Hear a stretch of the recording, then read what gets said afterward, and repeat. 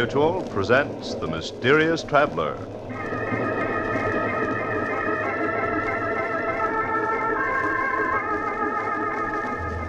This is The Mysterious Traveler, inviting you to join me on another journey into the realm of the strange and the terrifying.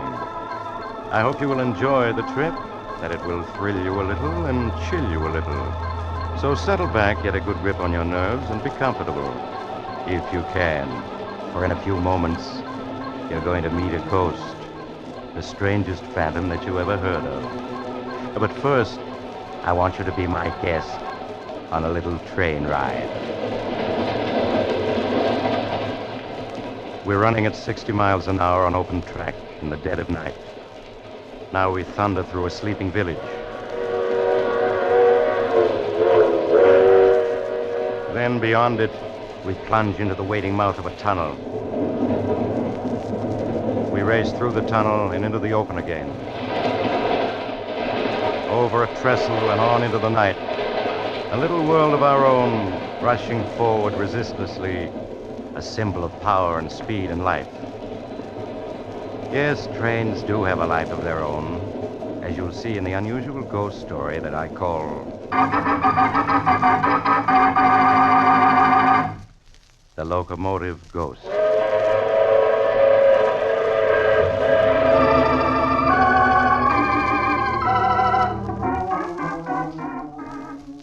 My story starts some years ago in a hilly region of western Pennsylvania. It's almost midnight, and two men laden down with several handbags are moving cautiously over the rough ground beneath a railroad trestle. They come to a spot beneath one end of it, and there in the darkness, they stop and turn on a flashlight. All right, we can sit down and rest now. Are you sure this is the right spot? Of course I'm sure. This is the loading spur. It branches off at the mine entrance. Main line's over there, about 100 yards away. How long do you think we'll have to wait? 5 or 10 minutes. These mine trains don't run in a minute the way they do out in the main line. Suppose the money isn't on the mine train. They might have changed their plans. It'll be on it. Those miners are waiting for their pay, and the treasurer's bringing it himself. Plus bonus money and cash for operating expenses. Big haul, my friend. $200,000. $200,000? That's a lot of dough, but... But what? You getting cold feet? No, of course not, but... Well, they'll be killed, won't they? The crew on the train? Forget it. I thought you were turning soft on me now after I spilled the whole plan to you. No, Joe, I'm not turning soft. Joe. What is it? Thought I heard a noise then. Over there. It's just your imagination. Oh, you're right. Somebody's coming. Keep the light steady. I got my gun handy. Who could it be? It's probably just a bum. They often sleep under this trestle. All right, you step where you are. It's only me, boys. Just old Boomer. Who? Old Boomer, that's all. Looking for a place to bunk. Howdy, boys. It's okay, Tom. I heard of this guy. So you're old Boomer, huh? The one they call the king of the bums? Not the king, son. Just the travelingest one of them all. 50 years I've been riding the rods, and I guess I've covered 1,000,000 miles of track. Mind if I sit down here? Got kind of ache in my bones. Sit down if you want to. Thanks, son. Say, you fellas ain't bums. You're dressed too good. Never mind about us. Curiosity ain't healthy. Old Boomer never fights with anybody. Live and let live's his motto. Listen, here comes number 25. It's a mighty fine train, 25. Got a 16-wheel Mikado engine, can pull 20 cars at 80 on a level track. She's 50 seconds late tonight. Do you know every train on the tracks? Pretty near, son, pretty near. I ain't rode 'em all. I rode 'em all, from the Lackawanna to the Santa Fe. There ain't much about trains I don't know. Say, you fellas wouldn't have a little nip handy to take the chill out of an old man's bones. No, we ain't got a little nip handy. Sure, son. There's no harm in asking. There's the 25 passing Minesville now. Ain't that whistle far off in the night a sweet, mournful sound, though? Yeah, it is kind of mournful. Sounds far off and ghostly, don't it? Well, sometimes it is a ghost you hear, not a real train at all. What are you talking about? I'm just saying that sometimes when you hear a train whistling far off and mournful in the night, it ain't a real train at all. It's a ghost train. Ghost train? It's a lot of hooey. You just think so because you're young and don't know better. But old Boomer can tell you. There's ghost trains and plenty of 'em. They're the ghosts of trains that died in wrecks. Anything as live as a train is bound to have a ghost live on after. All right, can the chatter. You're hurting my ears. Ah, let him talk, Joe. It helps pass the time. All right, but if you ask me, he's spouting a lot of bushwhack. Go on, Boomer. What were you saying about trains having ghosts? Well, I've seen 'em many a time. Running the tracks with all lights out, going faster than the wind. Not a sound coming from 'em. I've seen the Heavenly Express, too, couple times. What's the Heavenly Express? It's a special train, son. It's on the Earth to Heaven run. Travels 1,000,000 miles a minute when it gets up speed. Takes the souls of railroad men from this world to the next. It always passes by when a wreck's gonna happen. That's enough talk. I'm sick of listening to you. All right, son. You don't believe me, but I know what I know. Glory be. I hear it coming. I hear it coming now. Hear what coming? The Heavenly Express. It's coming down this track. Listen. I don't hear anything. There's nothing to hear. Passing right by overhead. Now it's slowing. It's gonna stop. It's never stopped before. That means the wreck's gonna be here. Joe, he knows. That's it. That's what you're here for. You're gonna wreck that mine train. Hear that, old man? That's a mine train turning into this spur. You're right, we're gonna wreck it. No, you can't. You But mustn't. before we do, we gotta take care of you. And this is how we're gonna do it. You shot him. I guess the Heavenly Express stopped for me, too. I sure hope so. But you fellas, it'll punish you. It'll follow you, sure as I'm laying here. Oh, follow us. What are you talking about? The Judgment Special. It punishes fellas that wreck trains on purpose. It runs any place has tracks. And it follows them until it gets them, one way or another. Because murdering a train is like murdering a man. You gotta pay for it. And you'll pay for it. You think I'm crazy, but you'll see. You'll see. Yeah, that shut him up. Crazy old coot. I wish you hadn't killed him, Joe. Don't be a sap. Couldn't let him live to tell what he knew, could I? No, of course not. Listen. I hear the mine train coming. We just got time to get ready now. Put the suitcase with the dynamite against the trestle here. That's it. Now, come on, help me unroll a wire. Yeah, sure, Joe. Anything you say. That's it. Keep coming. All right. We gotta get plenty far away. Hear the train now? Yeah, I hear it. I can see the headlight, too. Look how bright it is. Okay, this is far enough. Take me just a second to hitch up the detonator. There it is. Now we're all ready. It's on the trestle now. Almost halfway across. What's the matter? You sound shaky. Listen, Tom, you're in this now, and it's too late to back out, you hear? Yeah, I know. It's almost across. All right, then I'll close the detonator. Now, there she goes.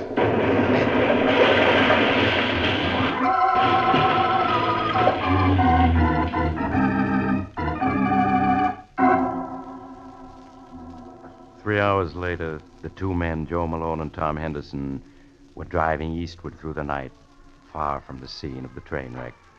Between them on the seat was a large handbag, and Joe Malone at the wheel patted it lovingly. $200,000. Ha! You realize that, Tom? We got $200,000 riding here between us. Yeah, I know. What's the matter? You don't sound very happy about it.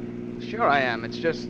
Just what? Well, I can't help remembering the crash when the mine train went into the ravine. The way the whistle kept screaming, just like the locomotive was something alive that was being Oh, killed. for Pete's sake, the whistle valve got stuck when the engine crashed, that's all. Sure, I know that, only... Well, I just can't help remembering it. Joe, the crew were all killed, weren't they? Suppose they were. What do you care? You're as nervous as an old woman. I should never have rung you in on this job. I'm all right, really I am, Joe. Listen, what are you going to do with your 100,000? I'm heading for the big town. Gonna have one swell time. Gonna buy new clothes, stay at the best hotel in town, and really cut loose. Meet me in New York, I'll show you a real time. Where are you going to stay? Mrs. Miller's boarding house. It's over on the west side. You can find it in the phone book. I'm just staying there till I can buy some real classy duds. And I'm moving to Park Avenue. Always had a yen to live on Park Avenue. Now I'm gonna see what it's like. Yeah, sounds all right. Maybe, Joe, look out, that train! What'd you do that for? Why'd you grab the brake? You stalled us right here in the middle of a railroad crossing. I had to, Joe. The train on the track there in front of us. We almost ran into it. What are you talking about? There wasn't any train on that track. But there was, running without lights and not making a sound. You're crazy. I tell you, there wasn't anything in sight, not even a handcar. But I saw it, Joe. Never heard of a train running without lights. That proves you're crazy. Oh, maybe it was an empty. But if I hadn't stopped the car, we'd have smashed into the side of it. Got a good mind to suck, you one. Now we're stalling the railroad track, and the car won't start. I'll get out and push. Joe, look! A headlight! Real train this time, coming around the bend. It's not 200 yards off. Joe, it's gonna hit us. We gotta jump. Yeah, but this door won't open. It's stuck. Come on, out this side. Come on, I got the bag. Oh, my coat's caught in the car door. I'm stuck. Help me. I can't, Joe. Jump! Jump! Help me, Tom. Help! Help me! Help!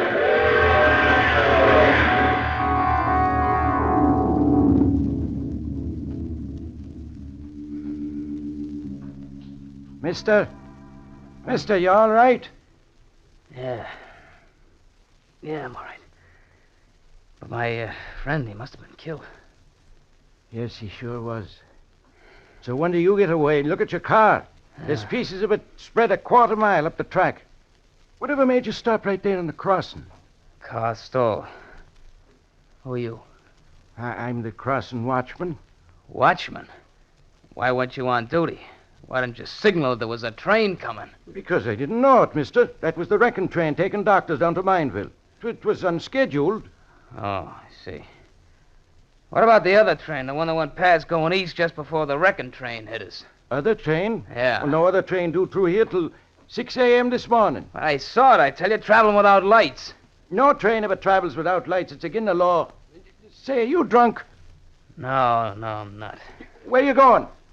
Listen, I got a report to make on this. You got to fill out a form. Forget it, I'm not interested.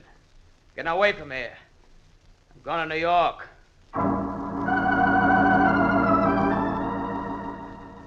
Late the next afternoon, Tom Henderson reached New York. Not knowing where else to go, he hunted in the phone book for Mrs. Miller's boarding house that Joe Malone had mentioned and went there. Mrs. Miller gave him a room on the top floor, and there he carefully locked in the closet the precious handbag that held $200,000. All of it his since Joe's unfortunate death. After that, Tom went out to see New York's nightclubs. But he got back after midnight, feeling considerably more cheerful. As he was about to unlock his door, Mrs. Miller appeared in the hall. Oh, Mr. Henderson. Oh, yeah, Mrs. Miller. I was waiting for you, Mr. Henderson. Huh? It's turned so cool that I lit the gas heater in your room. Well, thanks a lot. I just wanted to warn you that you... What was that? What was what, Mr. Henderson? That whistle just now. What was it? A boat out in the river? Oh, that was a freight train, Mr. Henderson. Freight train? Here in the heart of New York? Well, yes. They come down the west side elevated tracks to the freight yard downtown. They run past just a few yards down the street. I didn't know that. I wouldn't have come here if I had. Oh, I'm sure they won't bother you, Mr. Henderson. Really, they won't. Well, good night. No. Oh, battle axe. She's sure they won't bother me. It's too late to find someplace else where I'd leave here right now. I'll close the window. There. I'll keep the sound out. Anyway, suppose I can hear a train or two. But I'm can hearing them do me. I'm gonna go to sleep and forget it. Yeah, forget it. I've got $200,000 and my whole life ahead of me. Should let an old coot like that Boomer worry me. Joe's getting killed by a train was just an accident. Could happen to anybody. Me, I'm alive. Tomorrow, I'm gonna start enjoying it plenty.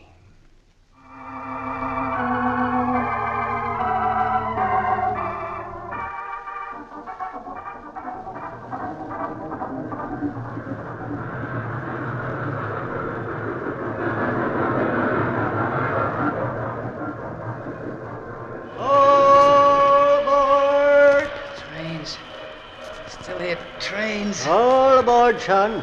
We're leaving in 1/1,000,000th of a second, and we gotta be on time. Boomer, it's you. That's right, son.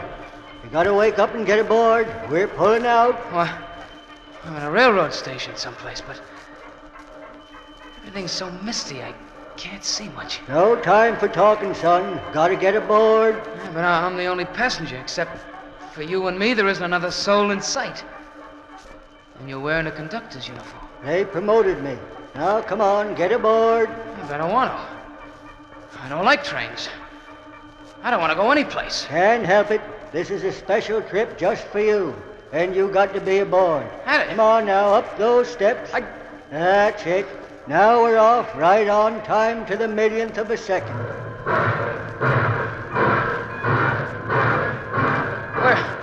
Where are we going? What train is this? Why, it's completely empty except for me and you. That's right, son. It's a 1,000-car train pulled by 30 engines. And you and me are the only ones aboard. Yeah, but where are we going? What train is this, anyway? It's the Judgment Special, son. And we're bound from this world to the next. No! Yeah, or any place there's tracks, the judge stopped right outside your window and took you aboard. I don't want to die. I don't want to. You haven't any choice, son. You're on the Judgment Special and we're hitting 1,000,000 miles a minute now. What? Look out the window. There's the earth way down below us. See it? Yeah. But I don't want to leave it. I don't want to go. Look at the stars flash by. We're going 1,000,000 miles a minute, and it'll take us all eternity to get there. Yep. Here, I'll put the wind up so you can see better. There you are, son. There's the earth we left. That tiny little dot of light way up in the sky. Oh, I won't go with you. I won't. Hey, I won't. what are you doing? Get down. You can't jump out that window. We're going 1,000,000 miles a minute. I will jump. I'm not going with you. Come back. Come back. Wake up. Wake up, Mr. Henderson. Wake up. Wake up. What is it? Oh. What is it? Oh, Mr. Henderson, thank heaven you're still alive. I thought you were dead for sure. What happened? Well, you closed your window. I meant to warn you that with the gas heater on, you must leave it open. Well, you almost suffocated in your sleep. I almost suffocated? Yes. If I hadn't heard you trying to get your breath and hurried in and opened your window, you'd have been dead now, for sure. The rest of the night, Tom Henderson spent sitting on a bench in the nearest park, shivering at the nearness of his escape. The next day, he bought himself an expensive wardrobe. Then he checked into the biggest hotel on Park Avenue. There, just before he retired, he took a sleeping tablet. Yeah, that fixed it. No dreams for me tonight. Some layout. So this is what you can enjoy when you have money. And I'm going to enjoy it. I've been letting my nerves get the better of me. Not anymore. Feel better already. So out goes the light. Gonna sleep like a millionaire. Yes, just like a millionaire. And so Tom fell asleep. But unfortunately, he did dream. And he knew he was dreaming, but he couldn't wake up. It was a very curious dream indeed. He dreamed that he got up and dressed, rode down in the elevator, that he walked out into Park Avenue, and there, down the street, he found a tiny door which he entered. It led down a flight of steep iron stairs to a dark tunnel far beneath the ground. There in the tunnel, a man was waiting for him. The man turned, and he saw it was his former pal, Joe Malone. Hello, Tom. Joe. Joe, it's you. Yeah. I've been waiting for you, Tom. But you're dead. I saw you killed. Maybe I'm dead. Maybe I'm not. You're dead. I know it. It's just a dream. I gotta wake up. Can't wake up. Don't you understand? You're never gonna wake up. I will. I Oh, will. Tom. Now come along with me. I'm here to guide you. Where? Where are you taking me? Down this tunnel. See how it stretches out? On and on. Now it keeps going down and down. No. What do you think it goes to? I don't know. I I don't want to know. Come on now, Tom. I can't wait all night. No, I won't go. I'm going to wake You up. can't, Tom. The night I was killed, you saw the judgment special. Now you can never get away from it. It's not true. It's the dream. I'm safe in my own bed in the hotel. And you refuse to come with me? Yes, I do. I refuse. Listen, Tom. Listen to what? I don't hear anything. Listen. It's closer now. You hear that? That's the judgment special, Tom. Coming through this tunnel. Train. It's a train coming. And where are you going to go? You're in a tunnel, Tom, and no way out. It's just a dream. It can't hurt me. It's coming closer, Tom. It's coming closer. No, it's only a dream. I gotta wake up. Wake up. Wake up. Wake up. Wake up. Wake up, mister. Oh. Thank heavens I'm awake. I'd say not any too soon either. But, who are you? So dark and carrying a lantern. Who am I, mister? I'm a track walker. Track walker? What do you mean? I mean that I inspect the track here under Park Avenue. What? How did I get here? Why, mister, a minute ago I found you walking in your sleep, your eyes tight closed down this tunnel right under Park Avenue. Park Avenue? If I hadn't met you, you never would open your eyes again, because number 10 is due along here in 3 minutes. Then it wasn't a dream. I really am in a railroad tunnel. Yes, I am. I'll say you are. How you got here, I don't know, unless you came down one of the inspection doors from the street. But, brother, if this walking in your sleep is something you do often, take my advice and see a doctor. But Tom didn't go to a doctor, for he knew what a doctor would say. That it was his nerves, his guilty conscience. Now Tom felt he had to get away, far away to a place where there were no trains to haunt him. At dawn, he bought a ticket on the first plane leaving for Canada. That afternoon, he found himself in a tiny town deep in the heart of Canada. There, he hired a French-Canadian guide to take him by canoe far into the woods, away from any trace of civilization. Late that night, they arrived at the cabin where the guide lived with his wife. Tom unpacked his suitcase and joined the guide and his wife on the porch.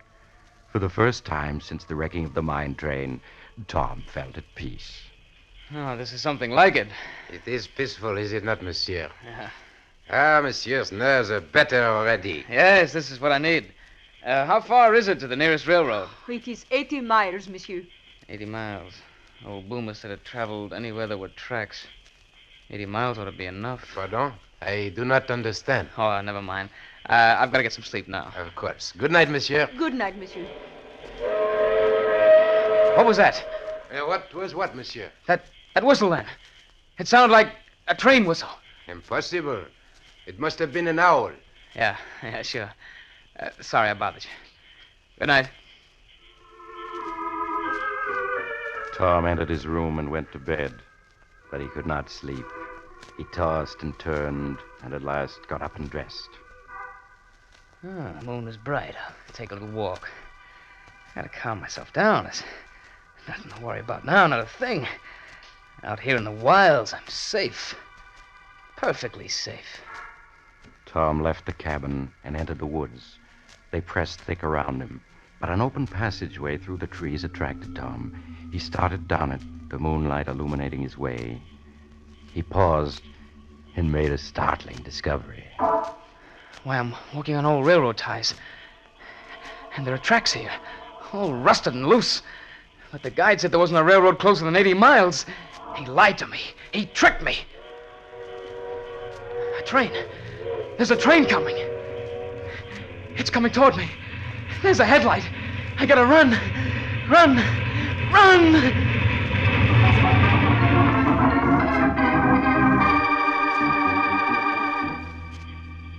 Marie! Qu'est-ce que c'est que ça, Pierre? The nervous one. He is not in the cabin. He has wandered off into the woods. Oh, that is strange. We must go after him. Hurry, before he does himself an injury.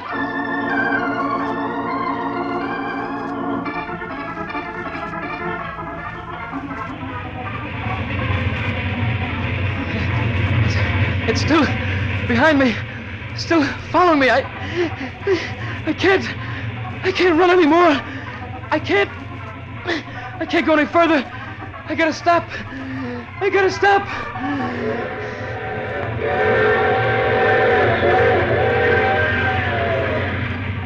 Judgment special, son. It runs any place there's tracks, and it follows you till it gets you. Because murdering a train is like murdering a man. You got to pay for it. You think I'm crazy, but you'll see. Here it comes, son. No! No!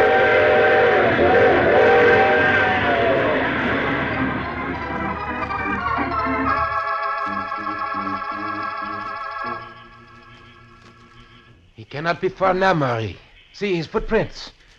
He was running for half a mile. He will do himself harm running so hard in his darkness. Look, Pierre. Voila. Yes, it is the nervous one. We have found him. He's lying face down. Wait, I will turn him over. Pierre, he lies so still. Has he done himself an injury? No, Murray. There is not a mark on him. Yet his face, it is twisted with fear. Pierre, is he dead? Yes, Murray, he is dead. Oh. His heart. He killed himself by running, no doubt. But what was it he ran away from? There is nothing dangerous in these woods.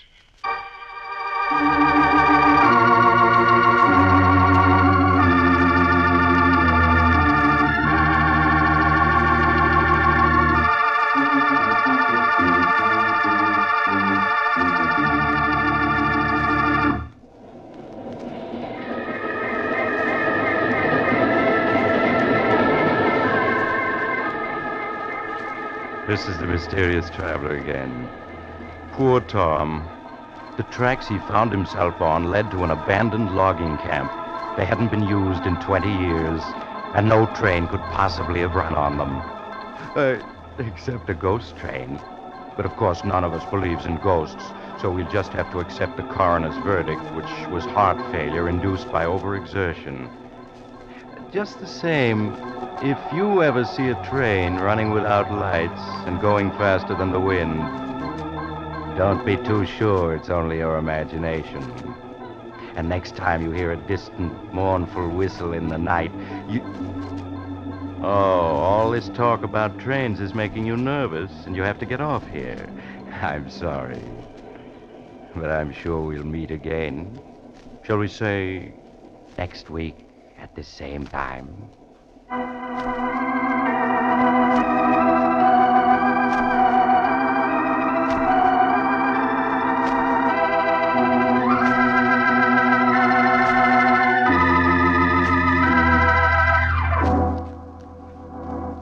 You have just heard The Mysterious Traveler, a series of dramas of the strange and terrifying. In today's cast were Maurice Tarplin, James McCallion, Joe Julian, Bryna Rayburn, and Cameron Andrews. Original music was played by Charles Paul. The Mysterious Traveler is written, produced, and directed by Bob Arthur and David Cogan.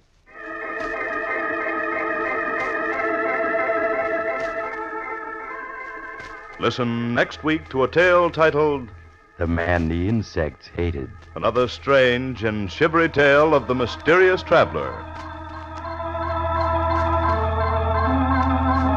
The Mysterious Traveler has come to you from our New York studios. Carl Caruso speaking. This is the Mutual Broadcasting System.